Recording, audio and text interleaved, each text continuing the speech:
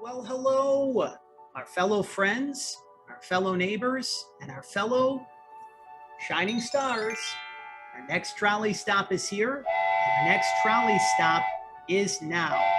Welcome back to another all-new episode of the Empowered Publicity Children's Book Spotlight Series. To be precise, we have reached episode number 126. That is episode number 126 of the Children's Book Spotlight Series as we kick off the 3-year anniversary celebration of this beautiful program that we've been blessed to share with all of you, our listeners and viewers, our friends and neighbors, and yes, again, our fellow shining stars. My name is John Masiulionis, the manager here at Empowered Publicity. Thank you so much for spending some time with us wherever you are and wherever you may be. We want to thank all of you once again for your continued support of the Children's Book Spotlight Series. It's hard to believe that 3 very short years ago, or what seems like 3 very long years ago, we really established something beautiful in our hearts. There was a seed that was planted in our hearts that we wanted to be able to share with children, parents, educators, children's authors, children's illustrators, and those who love great children's books,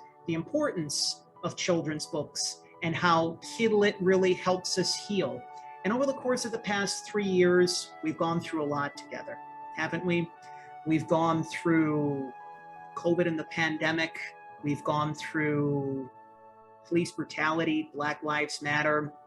And even before that, even before 3 years ago, we went through a lot, individually and collectively, together as a unit.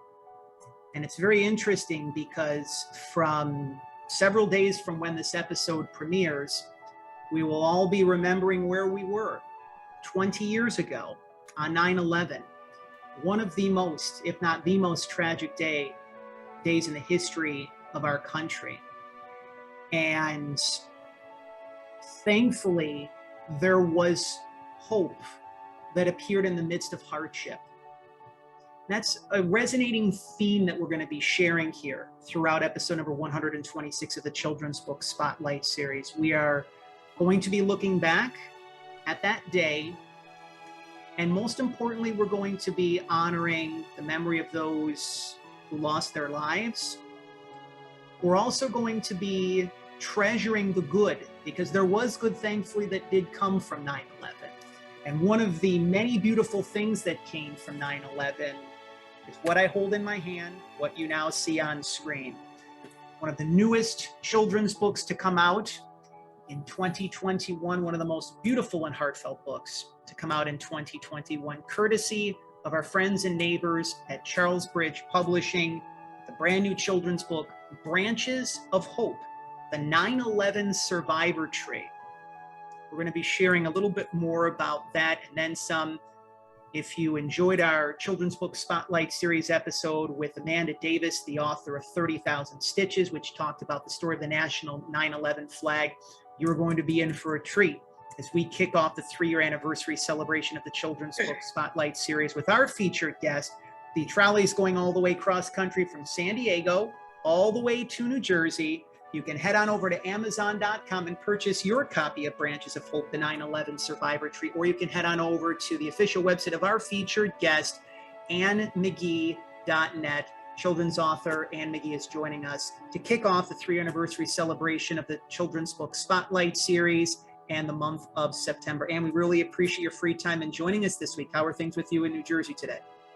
Thank you so much for having me. Things are good today. It's a beautiful day out, and I'm happy to be a part of your 3-year celebration. Congratulations on that. I really appreciate that. It's, as I mentioned in the Empowered Publicity Green Room, I always like to take the time to acknowledge the authors and the illustrators that come aboard this program because, writing a children's book is something that is a wonderful experience. And you're helping so many children and parents and families and educators and really everyone who was around and alive at the time of 9/11. But one of the things I know that I'm really looking forward to talking about this week here with you is how you're doing your part to give back to those who are just learning about 9/11 through the history books. Now, of course, before we begin, we encourage all of you, if this message is already starting to bring some hope into your life. If you're experiencing a hardship of some kind and you're saying, you know what, John, I remember how I moved through the the time of 9/11. I remember how I moved through all of those challenges in my life. If you know someone who's experiencing a hardship or someone that did lose a loved one during 9/11, if you feel that this message can be shared with someone in need, we encourage you, if you haven't had the chance to do so, to subscribe to Empowered Publicity's official YouTube channel and to share this very special trolley stop that you are now watching, episode number 126 of the Children's Book Spotlight series. It seems like 20 years, but it seems like 20 seconds where we can close our eyes and we can look back at where we were. If you could, because, you know, a lot of our listeners and viewers, our friends and neighbors and our shining stars are learning about you in this book for the first time, watching episode number 126 of the Children's Book Spotlight series. Could you share with us where you were, your experiences on that day on 9/11, and how the events of that day and what happened thereafter inspired you to become a children's author? Yeah, absolutely. I was not a children's author in 2001. In fact, I was a new mom.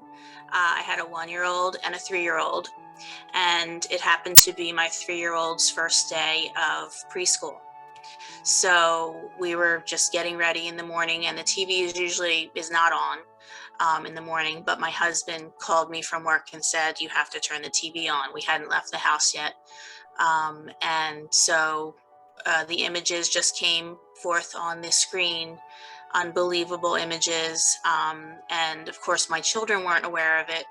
And I, of course, had to temper my own reaction because I did not want to in any way, scare my daughter who was 3. So I had to carry those images with me as we got into the car and went to the preschool, which is only in the same town down the street. And I remember the quiet actually is an overriding memory of that day because they had canceled all airplanes that day. And we live near quite a few airports, local little airports. There's always little planes flying overhead. We even live near McGuire Air Force Base. And then, of course, the Philly airport is 20 minutes away.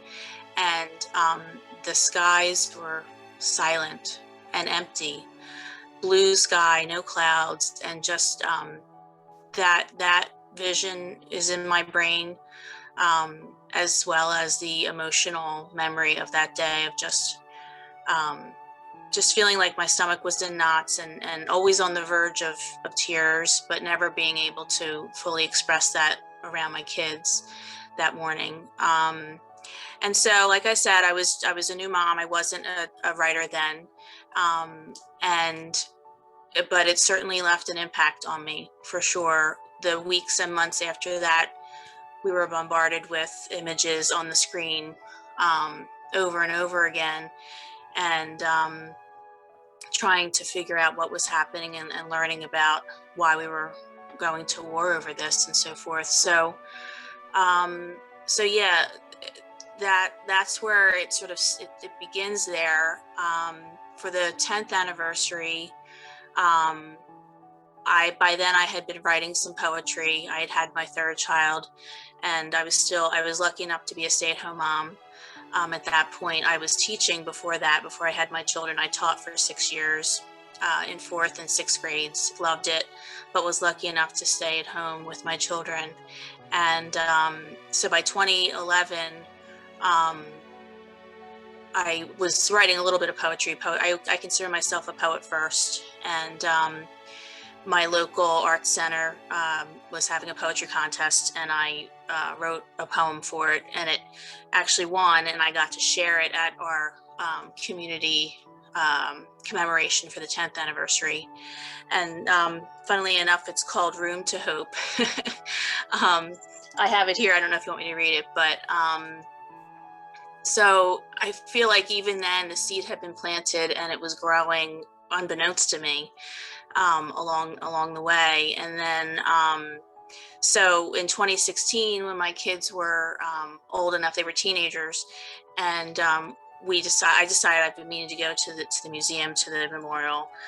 It was still always there for me in the back of my mind. So we went, and I was in the gift shop, and I came across this little brochure that they had there called just called the Survivor Tree, and it's an informational sort of booklet. It has actual pictures of the event and the sort of story of the Survivor Tree, pictorially, and sort of like a newspaper article almost. But I just was stunned by it, and I just thought, this is the story I wish I had had all along. This is the story I wish I had had to tell my children when they came home from school. In middle school, all of them at different ages, at different points, came home, and their homework assignment was go home and ask somebody where they were on 9/11. And so we as adults, we as parents are reliving this day once a year, trying to explain to our children what happened and how it was for us to be silent witnesses to watch this happen. This for them, it's history. They're learning about history, but for us, it's memory. And this is the first time all of us of a certain age, that's sort of it's the first time that that's ever happened to us. So I thought, this is the story I wish I had had. Now, in 2016, I was trying to be a writer. I had decided that after my kids were old enough, I was going to maybe go back to teaching, but teaching was different even then than it was when I first started out. And I just thought, maybe it's not for me to be, I love teaching, and I am a teacher still, but it's every night they've got homework, every weekend is lesson plans, and I was still a mom, and I wanted to be more, at home with the kids. So I decided to search out writing groups online and join the Society, the SCBWI, the Society of Children's Book Writers and Illustrators, which is the international organization for writers to join and have a community, and they have conferences in all the states every year and so forth. So I was on that path, but I wasn't quite there yet. But as soon as I knew of this Survivor Tree story, I said, this is the story that I wanted, and this is the story that I want to make sure other people now have in their hands. So I went home. That was October. I wrote a draft. In November, I workshopped it,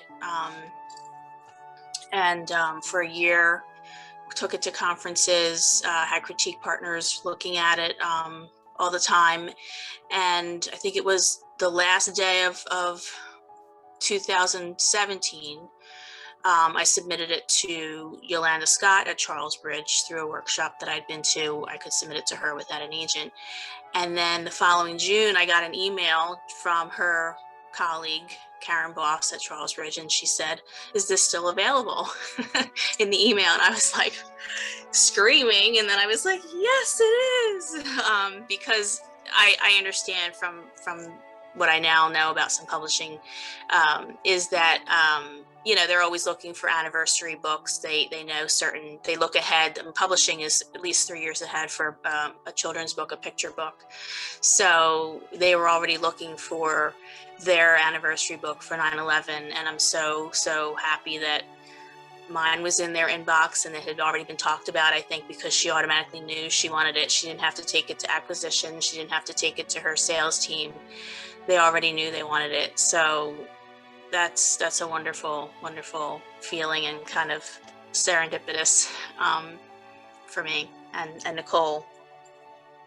Nicole did such a wonderful job with the illustrations, which leads me into my next question. I know you had briefly alluded to the 9/11 Survivor Tree.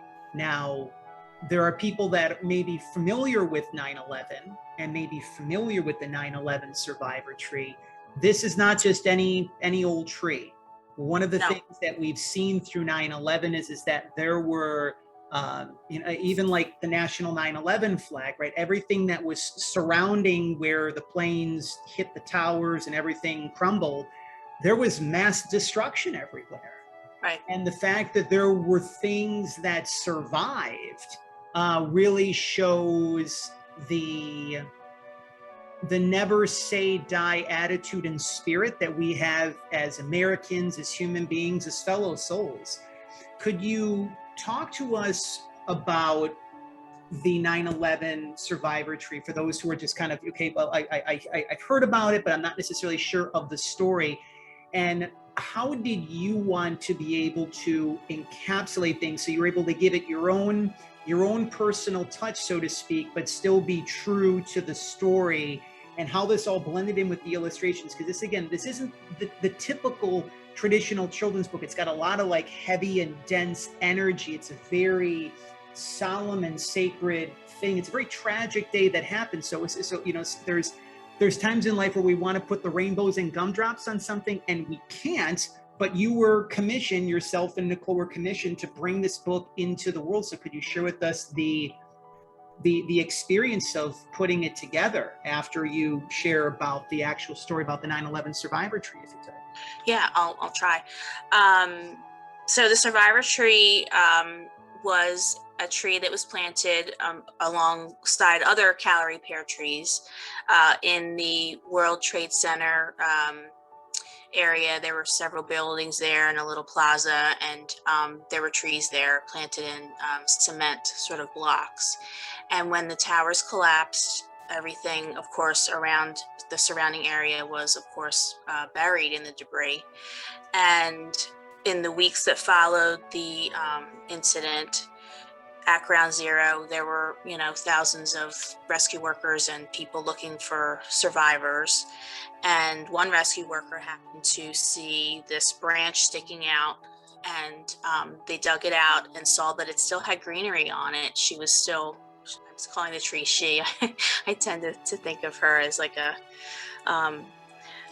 she's a living thing. So they wonderfully decided to take her from the site and take her up to the Bronx to a nursery there and to, nurture her back to health. And that's exactly what they did. They cared for her so lovingly. And for 10 years, she was nurtured back to health, regrew her limbs from where they had been crushed.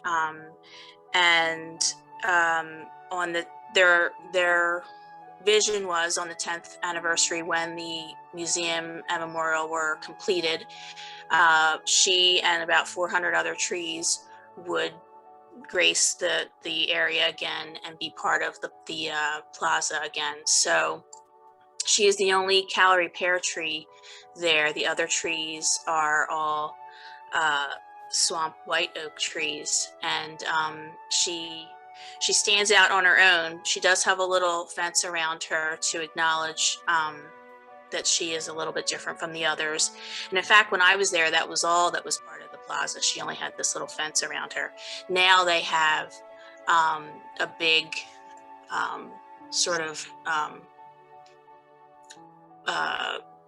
board, or I won't call it a board because it's made out of metal, but they've inscribed on this this piece of metal her story. They've actually made sure people know that this is the survivor tree and this is what she stands for. So I'm really happy about that, because many people have gone since and have told me, I didn't even see her. I didn't know that tree was there. So, if you're just walking by, she just looks like every other tree. She does bloom differently than the others. She is the first to bloom with her white flowers in the spring, and she's the last to drop her leaves in the fall, which I think is, her own little personality trait there. But so that was her journey. And so, like I said, what impacted me was immediately I saw the poetry in that. Immediately I saw the way she stood as this metaphor for everything that we went through, especially New Yorkers, and especially the people who lost a loved one, the rescue workers. She just represented, this beautiful idea of life. I love how trees are used to celebrate a birth. We plant a tree. To remember a death, we sometimes plant a tree. So it was just this beautiful. She was just this beautiful package of so much meaning. So it was automatic for me to think of it as a picture book. Bringing it, of course, down into the language and the emotion and the ideas of a picture book, you know, does take crafting. And I was so happy that I had already taken craft classes and met other authors, and it's just a beautiful community, the writing community. They're so supportive of one another. And so I knew going into this that it was a big responsibility. I write narrative nonfiction, and so these are all true stories. But when you present a true story to a child, you definitely have a responsibility. And I assumed that this was going to be the first book that any child would pick up to and learn about 9/11. Like, that's a big responsibility.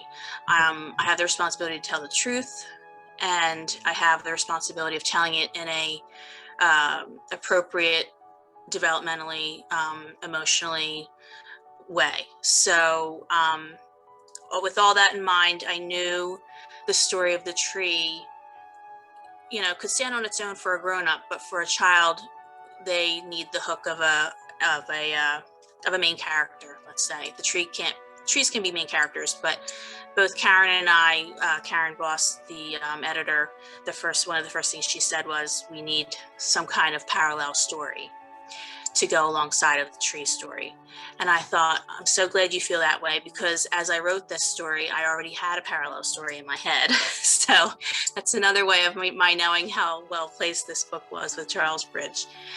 Because in my mind, I was picturing the seasons of the tree as she was rehabilitated and nurtured back to health for her 10 years at the Bronx nursery. And in my mind, because I had my 3-year-old daughter, and we spent 10 years, you know, living life, having birthday parties and chasing fireflies and having first days of school, which is always the predominant memory because it's a September memory. So in my mind, it was this little girl growing up alongside the tree. And for me, and this is still very hard for me to talk about, but for me, there was always a rescue worker involved in her life, because for me, I just can't even, it's like you said, 20 years ago or 20 seconds ago, it still feels the same. Thinking about these rescue workers who were running toward and into the buildings as everyone else was running out is still a very emotional idea for me to think about. And I just thought, if there's any way I can honor the rescue workers of that day through this book, I want to do that. So for me, it wasn't necessarily her father that was the rescue worker in my mind. It was more like an uncle or another prominent figure in her life who she was very close with. And so it was already in my mind, these images of her growing up alongside the tree through the beautiful depictions of the seasons that Nicole did, and showing her love of her uncle being a role model for her with the firefighter. This is my favorite spread of the tree and the little girl, and showing all the seasons of the tree and her with her firefighter gear on and doing everything with the firefighter. And I told Nicole afterwards, I said, how did you get the great idea of I want the kids to really look at the pages. She used this little firefighter stuffed animal dog on almost every page. And I came across this little guy like in a store, and I bought a bunch of them for my book launch, because I'm like, this is perfect. This is exactly, it's got the hat on and everything. And I'm like, this is what will kids gravitate toward, anything like that. And so it's a hard book to read aloud to kids, especially for me, but I tell them to, you know, look for the little stuffed animal, her little Dalmatian dog on each page. But so yeah, I don't know if I answered all the questions there, but you did. And okay. It's interesting how you mentioned your favorite illustration, because I had my hand in that spread of the illustration, because you know I really love, well, here in San Diego there's no snow unless you go into the mountains, so you really can't make snow angels. But living in Buffalo, you could definitely make snow angels. Yeah. And just seeing how this girl was was healing just like we all were, and she grew up over time. One of the really, beautiful things that we learn about through Branches of Hope is that the little girl who we were introduced to at the very beginning becomes a firefighter, like her first responder uncle. And that's, a lot of firefighters, police officers, EMTs that were, that were of age and doing that work. Their children or their nieces or nephews are either stepping in now and following that line of work, whether it be if they did lose a loved one, or even just in honor of, in commemoration of, someone within their family, someone that they knew, or indeed if someone that was in their life that had perished. And we appreciate all of you who are spending some time with us here this week to kick off Empowered Publicity's Children's Book Spotlight Series 3-year anniversary celebration. We are joined by children's author Ann Magee, who is our featured guest here this week on the program. Branches of Hope, the 9/11 Survivor Treat, is now available. You can head on over to Ann's official website, annmagee.net. If Amazon.com is your preferred online vehicle of choice, you can head on there. One of the many cool things that you can do to show your support for Ann is to write a 5-star review for Branches of Hope, the 9/11 Survivor Trees. That is one of the many ways that you can show your support and remind her that she's doing wonderful work for children, parents, families, educators, all of us that love great children's books, and all of us, again, fellow human beings and souls that remember 9/11 in our own way.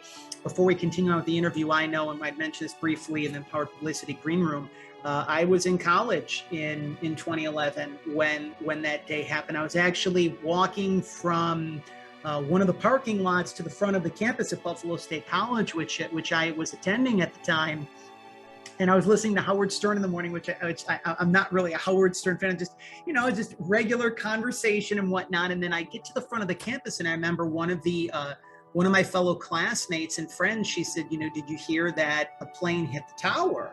And I'm like, I was just listening to Howard Stern, and like, if that was happening, like, he probably would have mentioned it. But in the midst of me walking from the parking lot to the front of the building, that's when that happened. And then, as we were talking about as well, in 2011, or I should say in 2001, there wasn't just flat screens everywhere you go on a college campus or in stores. It was just like there was a TV, thankfully, in the room where we met for our class. And, after I sat down, I was able to see the second plane hit. And, that day just said, all right, forget my Spanish class that afternoon. I just want to head on home and make sure everything is okay with my friends and my family. I remember after that, there was so much, it seemed like, and this is why I feel that this book is also this book is coming in, even though you didn't necessarily know about COVID and the pandemic, this book is coming in at a very important point in time, because there's a lot of division right now in the country. Whether it be about, do you get vaccinated? Do you not get vaccinated? And one of the things about 9/11 is that it brought us together. And one of the things that I really like about your book, Ann, is that it's really doing that. It's providing healing and hope and growth. And that's really what we need as individuals right now. That's what we need as a collective unit. That's what we need as a country, which I think I just wanted to be able to share that as well. From the experience of being, a debut, like this is your debut picture book. How does it make you feel knowing in your heart that there is a whole new generation of people that are learning about 9/11 through your lens, through the lens of this book? When you knew that this book was going to happen, now that it's out, you're talking about it, you're promoting it, how did that make you feel, and how does that still make you feel now? Oh, it's an amazing feeling. I like I said, the story itself, I felt, was just such a beautiful story. I don't really feel like I sort of felt like it just came through me onto the page. But yeah, since it's been out since May. I'm so happy that my principal had ordered like 30 some copies for every teacher in our building to have a book that I signed for us. So every class in our school this year will be reading my book, and in fact, every school in the district will be reading my book because they extend it through the district curriculum department, which is amazing because, like I said, I just knowing, like I knew enough to know that as a teacher, I knew that this was a big responsibility. When you put a story in the hands of kids, they're curious and they ask questions and they want to know things, but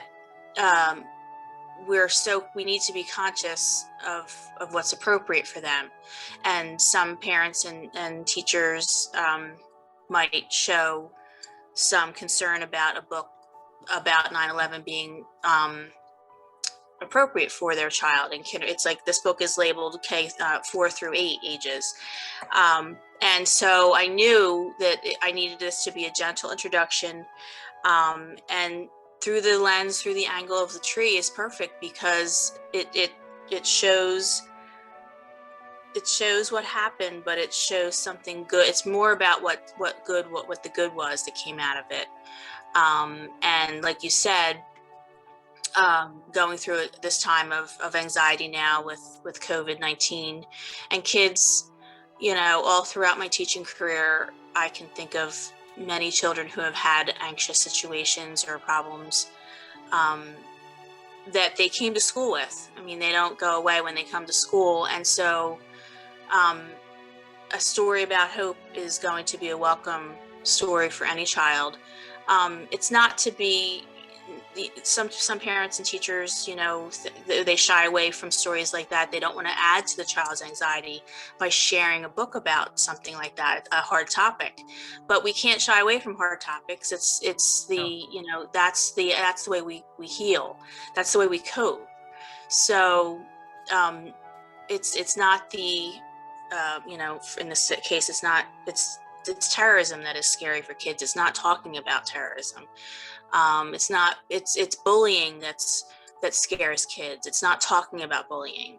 So the conversation, as soon as you can open a conversation with a child, and just listen to what they ask and what they have to say, is a tremendous gift to give a child, and to show them that a true story of something that really happened and the good that kind of came out of it, that can mirror their own life and how they can manage through a tough situation, is such a great feeling for me. And knowing it's going to be read district-wide in 2 weeks with my own district is thrilling. And it's just really a special feeling.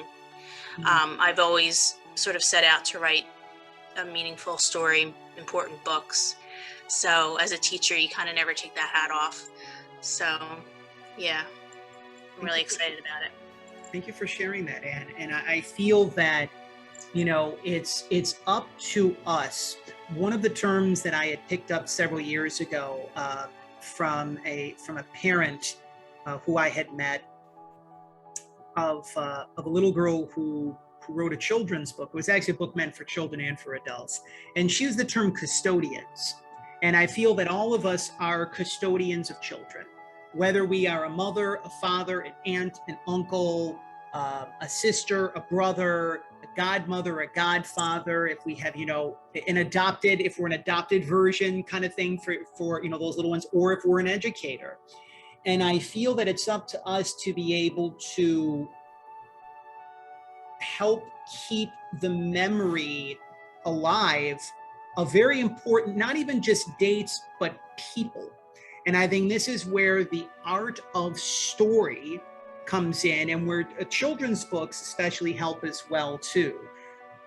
Looking back, with this being the 20th anniversary of 9/11, how do you feel that us as custodians of children, can help to keep the memory of 9/11 alive and well, so that yes, we can still be with the present moment and enjoying what it is that we're doing right now, but that we can, I think one of the big phrases that came from 9/11 is never forget. And I think sometimes that can seem a little cliche, but how can we truly keep the memory of 9/11 alive from the historical perspective, but also the good that came from that? Because I think it's important to not lose sight there was good that came from 9/11. Yeah, absolutely. Certainly, like you said, sharing the stories of all the good that came out of it. As an adult, I didn't know um, the story of the fireboat that's out as a children's book called Fireboat and the 14 Cows for America. And the other, I can't think of all the other picture books right now that have come out, but other authors, obviously before now, have taken that on and know that this remembering this event is important. And in order for us to help children remember the event, we have to bring it to them in an appropriate way, and a way they can relate to, and they can follow, and they can see. They can ask questions. They can, whenever they want to know more, they will ask openly, and it's our job to answer them honestly, and to validate their feelings, and to just make sure we answer their questions. So yeah, sharing the good stories that come out of an event are always, I think that they're always going to be my go-to angle for anything. But just like if when a child grieves the loss of a pet, the loss of anyone in their lives, not talking about that pet or a person that they lost is sad, and I think detrimental. You want to keep the memory alive by talking about the person, talking about the loss. So I'm a big scrapbooker, and I have so many scrapbooks of people, and I have a whole scrapbook devoted to my first dog. So I'm big on telling stories and remembering people and places and things in our lives that are important. One thing that I learned from Nicole with her illustration style in the book was, when I spoke to her recently, is she sort of used that scrapbook style in her illustration, and she explained sort of why that was, sort of that this is the life we're living now, but always in the background of our head, of our minds and our memories, there's always what's happening in the background of the illustrations in her book. So I thought that was a really special way of talking about her illustration style, and it really resonated with me because I want to bring forth the good part of something, but never forgetting in the background why it really matters. And I feel that you had touched upon, talking about things, sharing about things, because it's very easy, we live in this society that's just go, go, go, and focus on the next thing and fast forward off into the future. And I know that, even if there's those that are tuning in episode number 126 of the Children's Book Spotlight Series, maybe they didn't necessarily lose a loved one on 9/11, but it brings up, the feeling of loss of someone that they had in their life. I know for myself, I just celebrated the anniversary of my grandmother's passing. And I went to Disneyland on that day. And it's interesting because, it took 8 years for me to get to the point where I can say, okay, I'm ready to see this as a day of celebration. And, that it's something where we can get to a point in our healing, and healing really has no structure or set time. You're going to heal on this day kind of thing, right? The grief can kind of come in waves and cycles. I think that it's important to be able to remember. Again, this may sound cliche, but it's really true, to remember all the good times that we had with that particular person, right? And there's just been so many good stories that we've seen from 9/11 of, people that, risked their lives to help other people that did perish. We've heard just so many good things to come from that. But again, the visuals of the planes going into buildings, and the breaking news things like those are things that, were embedded in our memories. So I think it's just a matter of continue to be patient and gentle with ourselves in the process. We're beginning to wind down our time with our featured guest here this week on episode number 126 of the Children's Book Spotlight Series, Ann Magee. We are sharing her brand new release, courtesy of our friends and neighbors at Charlesbridge Branches of Hope, the 9/11 Survivor Tree. You can head on over to Anne's official website, annmagee.net.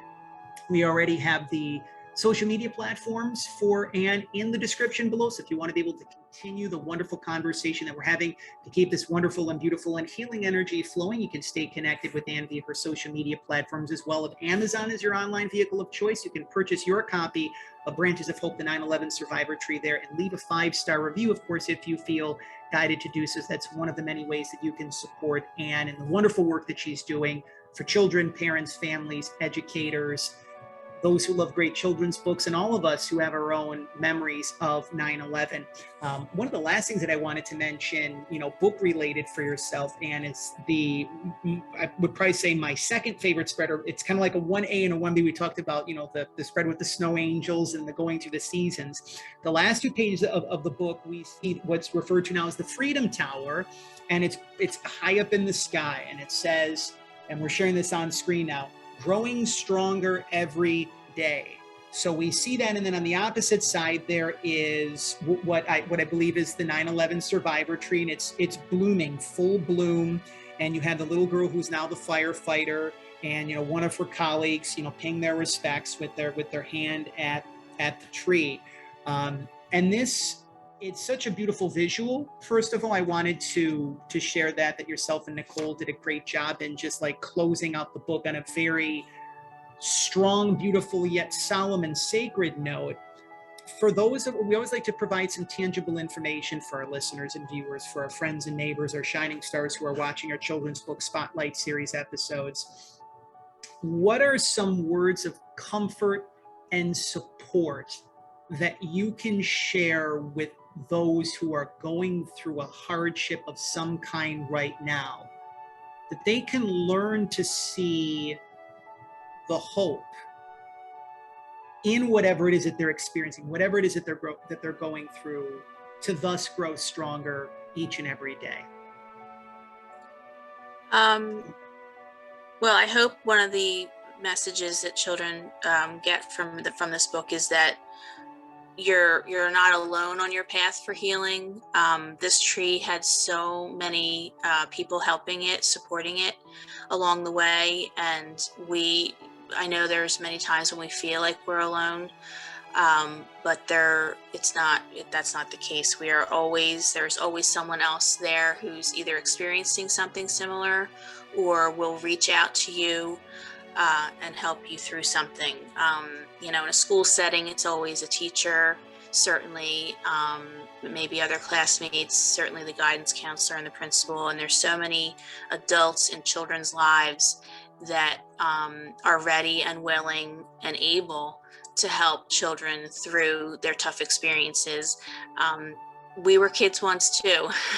Bullying isn't something that's new. Kids are dealing with things that we've dealt with, and some other things as well that we haven't. But the support system is there and ready to help them.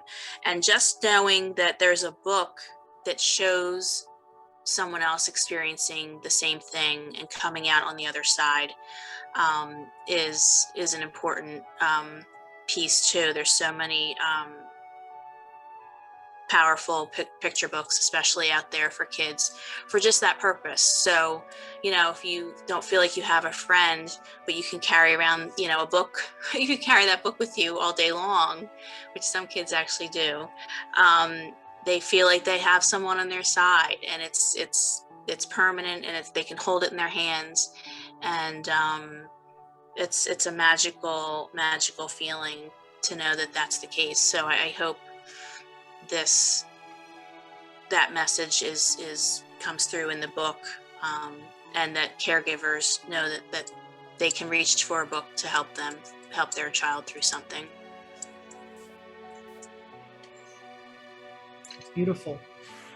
It really is. And I feel that, this is looking back on one of the many things that I can say about children's books. One of, as I briefly alluded to earlier, my love of children's books and how they help me reconnect with my inner child, and how they help me to heal myself after the transition of my grandmother, her passing.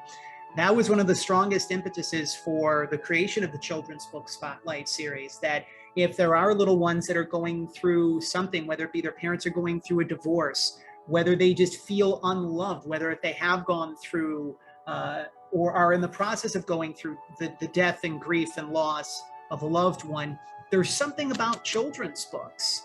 There's something about children's books. They speak to a child wherever they're at. I get a little emotional talking about this. They speak to a child wherever they're at on their path. And there's a way where, you know, like if you line up 10 children and they're reading Branches of Hope, the 9/11 Survivor Tree, you're going to get 10 different, unique, heartfelt responses. I am so looking forward to what's to come for yourself. And I actually have 2 gifts for yourself, Anne, as we close out episode number 126 of the Children's Book Spotlight series. We always like to give a little tip of the cap to one of our favorite neighbors, Mr. Rogers. It's actually the anniversary, hard to believe, 20 years from when we're recording this episode, 20 years when the neighborhood aired its final episode at the end of August of 2001. So it was around that same point in time. I remember Mr. Rogers came back for a couple of PSAs that aired on PBS stations across the country because people were looking to Mr. Rogers, like, what would Mr. Rogers say about how to heal from 9/11 kind of thing. Mr. Rogers, throughout many episodes of the neighborhood, and even more so in various college commencement speeches, talks, as well as his memorable receiving of his Lifetime Achievement Award at the Daytime Emmys. And he always kept the time in, whether it be 15 seconds, 30 seconds, or 60 seconds. He reminded all of us to remember all of those who helped love us into being.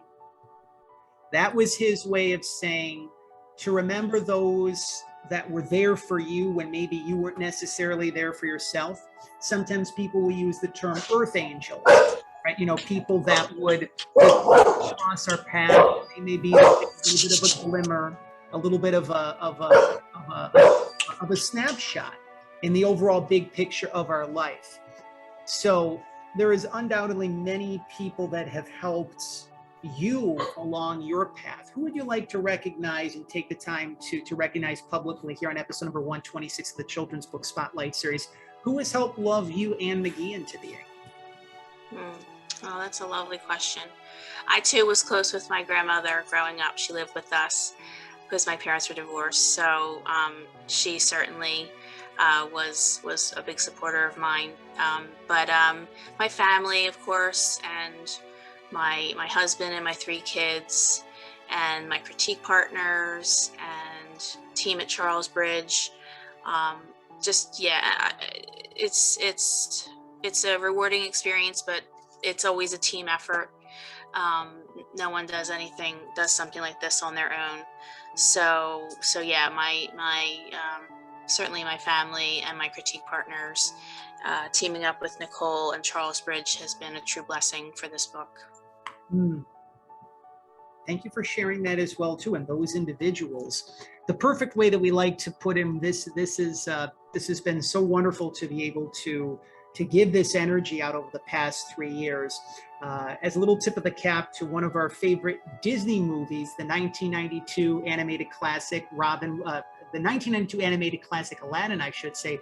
We all remember the late Robin Williams, and he played the genie of the lamp. I feel that all of us have the ability to help our fellow neighbors to bring their heartfelt dreams and wishes and visions to life. So we have a little segment here called 3 Wishes here on the Children's Book Spotlight series. And yes, this genie lamp has racked up a lot of mileage, just like the trolley, so to speak. You have given so freely from your heart to not only your own family, but to those in New Jersey and in New York City, those across the country who've been healing through 9/11 over the course of the past 20 years. You've given so much to the Kid Lit community in such a short period of time. So you are now receiving 3 wishes. Now they can be for yourself, they can be for your family, they can be for the planet. Some people wish for the end of COVID, some people wish for, world peace, some people wish for a few things in between. What would you like to have your 3 wishes be, Anne? Oh my goodness. Well, my number one prayer and wish as a mom is always the health and safety of my children. So that's always, they're starting a journey right now. Now that COVID has lessened up, they're back on track to doing what they wanted to do with their lives. And so as I send my 3 little ones off, I feel like I'm sending them off into the world. That's always at the forefront of my mind, as my wish for them. And my wish as a writer would be to get more books out there in the world and share incredible stories with kids. They're unknown. I tend to gravitate toward unknown little smaller stories that become bigger when they're in the hands of kids and they're understood, universally to mean more than just the one idea in the story. So that would be my wish as a writer. My wish as a teacher would be, just for kids to know that there's always somebody on their side, and to keep being curious. When I sign my books with a phrase that says, "Hope lets the light in, let your light shine." That's how I signed the book, because that really for me was a huge sort of theme and message for me from this book, that the tree was reaching toward the light and grew and flourished and thrived, and kids have their own lights, and I want them to shine, and that's our job to help them. Those are my wishes. Those are some amazing wishes. I always love the reaction that those that are on the Children's Book Spotlight series with me. It's like, I'm coming on, I'm talking about my book, we're going to do a great interview with John, and then they see the Gene Lamp and they're like, wait a minute, where's this going? I'm getting 3 wishes. How super cool is that?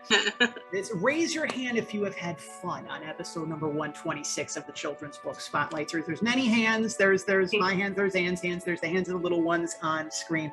This has been such a magical trolley stop. There are many more to go throughout the 3-year anniversary celebration of the Children's Book Spotlight series and leading into the upcoming holiday season for Empowered Publicity and the Children's Book Spotlight series. So if you are a children's author and you would like to share your inspiring story, the release of your brand new children's book, and be a featured guest here on the Children's Book Spotlight series, just like Anne was here this week, if you'd like to join the Empowered Publicity family, you can head on over to our official website at empoweredpublicity.com, or you can connect with us via any of our social media platforms that you now see on screen. Facebook and Instagram at Empowered Publicity, and Twitter at Empowered_PR. We like to give 2 tips of the cap as well. The first one being, we already mentioned the aforementioned Mr. Rogers. We are so blessed over the course of the past now 7+ months. One of our favorite neighbors who still hangs his hat in Pittsburgh, Pennsylvania. You remember him and you love him as Mr. McFeely on the long-running children's television program, Mr. Rogers' Neighborhood. We know him and we love him as David Duell. If you would like to be able to have David and I review your brand new children's book on a forthcoming episode of the Neighborly Reviews Bookcast, which is where David and I deliver heartfelt reviews of the newest children's books from the shining stars in the kidlit community through Empowered Publicity. If you're a children's author and would like to have us feature your book on a forthcoming edition of the Neighborly Reviews Bookcast, you know where to connect with us at empoweredpublicity.com or via any of our social media platforms on screen. And one other tip of the cap to one of our favorite neighbors here in San Diego, Laura Kavanaugh. She is the host and executive producer of San Diego Living, the official home of Empowering Reads for Kids, which is the official television book review segment for children's books for some of our favorite children's authors all across the country and all around the world. If you are a children's author and would like your brand new children's book to be featured on CBS 8, the CW San Diego's Empowering Reads for Kids, which airs every month here in San Diego, if you would like to make a really positive impression and to help open up the minds and the hearts of children, parents, families, and educators here in San Diego leading into and during the holiday season, you know where to connect with us at empoweredpublicity.com or any of our social media platforms on screen.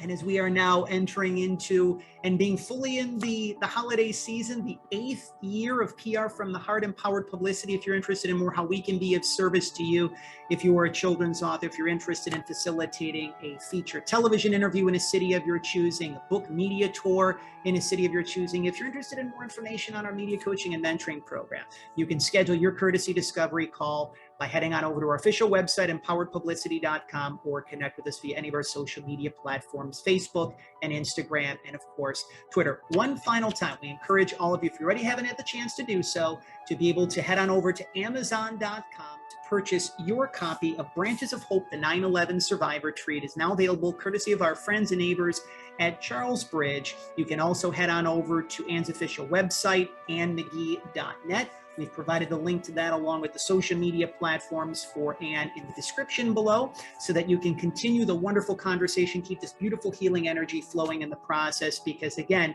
moving forward from here, it really is about how we can create more hope in our life, how we can become stronger each and every day. And the fact that, what happened 20 years ago on 9/11, we will never forget, but we will do our part to be custodians of that sacred day and do our part to continue to lift one another's spirits and to create more love in our lives and more love in the world, and less hate, less division, and less war. Like I'm very much for that. And I know that, this is why we're here. This is what it's all about. If this message has inspired you, if it's brought hope into your heart, if it's brought joy and love into your life, if you feel that this message needs to be shared with someone in need, the messages that we've shared from Branches of Hope, the 9/11 Survivor Tree, we encourage you, if you haven't had the chance to do so, to subscribe to Empowered Publicity's official YouTube channel and to share this very special trolley stop. That was episode number 126 of the Children's Book Spotlight series. We want to thank all of you, friends and neighbors, listeners and viewers, and of course, our fellow shining stars, for your continued support of Empowered Publicity over the course of these past 7 years, specifically these past 3, since this is the kickoff of the month-long anniversary celebration, the 3-year anniversary celebration of the Children's Book Spotlight series. There has been so many of you that we have been blessed to interview over the years, and this message has reached far and wide. And I have not lost sight of that. This is such a privilege to be able to share these messages, to interview some of the most amazing children's authors, ranging from debut children's authors, writing their first book, all the way to New York Times best-selling books. The importance of supporting children's authors and children's illustrators. The importance of supporting the kid-lit community. The importance of supporting your local libraries and children's bookstores. I want to thank you for your continued support of that. But before we officially conclude episode number 126 of the Children's Book Spotlight series, one little tip of the cap once again to our favorite neighbor, Mr. Rogers. Somehow for his entire natural adult life, he weighed 143 pounds. He had a big thing for 143, right? If you see those numbers left and right and you remember Mr. Rogers, that was his way of saying, I love you. There's 1 letter in I, 4 letters in love, and 3 letters in you. He reminded all of us for many years, and still does from afar, he reminded all of us that we are loved, that we are special, just the way that we are, that there's no person in the whole world like you, and I like you just the way that you are. Since Anne was very kind enough to join us this week as our featured guest in the Children's Book Spotlight series, we like to say 243, because there's 2 letters in we, 4 letters in love, and 3 letters in you. And that's our way of saying that we love you. A reminder that you are perfect, you are whole, you are healthy, you are complete, that you are loved, that you are special, just the way that you are. And that we like you just the way that you are. As we hear the trolley, that means that it is time to go. So again, we want to thank all of you for tuning in to episode number 126 of the Children's Book Spotlight series. For Anne Magee, for myself, John Masiulionis, we hope that you have a blessed month of September. We look forward to seeing all of you once again for our next trolley stop. Let's make an appointment to spend more quality time together. And above all else, we want to thank you for helping us to walk home the children of the world. Until next time, goodbye for now.